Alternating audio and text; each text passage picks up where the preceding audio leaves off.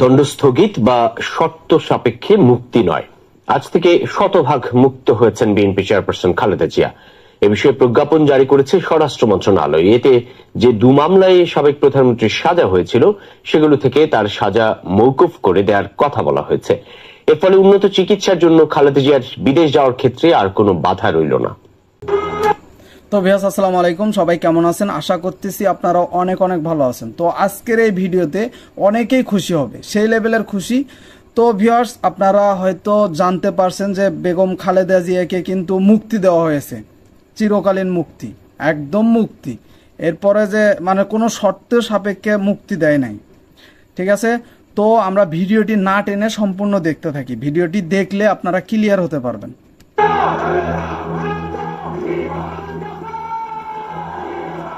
সংকট, সম্ভাবনা, ভালো কিংবা মন্দ, যে কোনো পরিস্থিতিতে চেয়ারপারসন খালেদা জিয়াই হচ্ছেন বিএনপির ঐক্যের প্রতীক। সাবেক প্রধানমন্ত্রীর মুক্তিতে ফুরফুরে মেজাজে দলীয় নেতাকর্মীরা, কিন্তু অসুস্থ থাকায় মুক্তি পেলেও হাসপাতালে আছেন খালেদা জিয়া। বিএনপি প্রতিষ্ঠাতা সাবেক রাষ্ট্রপতি জিয়াউর রহমানের মৃত্যুর কয়েক মাস পরই গৃহবধূ থেকে রাজনীতিতে আসেন খালেদা জিয়া। শক্ত হাতে ধরেন বিধ্বস্ত বিপর্যস্ত বিএনপির হাল।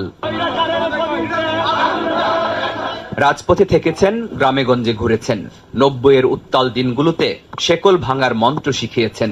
সবাইকে নিয়ে নেমেছেন স্বৈরাচার বিরোধী আন্দোলনে। আন্দোলন করতে গিয়ে আপসহীন নেত্রীর উপাধিও পান তিনি।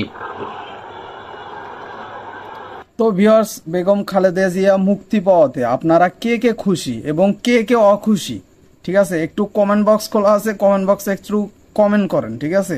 এমন না যে মানে বললে কোনো প্রকার খারাপ কিছু বলবো, খারাপ কমেন্ট করলে কোনো কিছু বলবো না, আপনারা যেমন ইচ্ছা কমেন্ট করেন।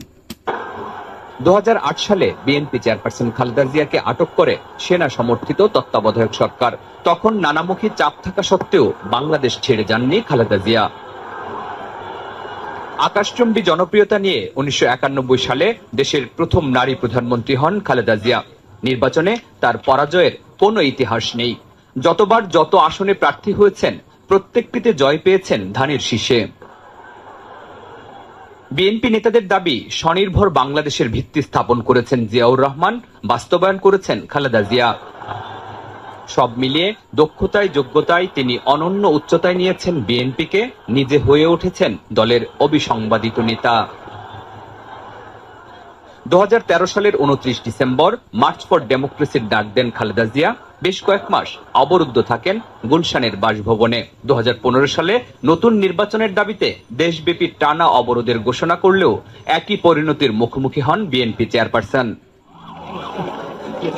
2018 সালের 8 ফেব্রুয়ারি দুর্নীতি মামলায় অভিযুক্ত হয়ে কারাগারে যান বিএনপি চেয়ারপারসন। দলের পক্ষ থেকে নানা সময়ে নানা রকম কর্মসূচি পালন করা হলেও মুক্তি মেলেনি খালেদা জিয়ার। করোনা মহামারীতে সরকারের নির্বাহী আদেশে শর্ত সাপেক্ষে মুক্তি দেয়া হয় বিএনপি চেয়ারপারসনকে। এরপর হাসপাতাল, বাসা, হাসপাতাল, এভাবেই চলছে তার জীবন। তো ভিউয়ার্স, এখন যে ফুটেজগুলো আপনারা দেখতে পাচ্ছেন এগুলা কিন্তু এখনকার বা আজকের ফুটেজ না, ঠিক আছে? এগুলো অনেক আগের ফুটেজ ব্যবহার করা হয়েছে। আপনারা আবার ভাবেন না যে হচ্ছে এগুলা নিউ।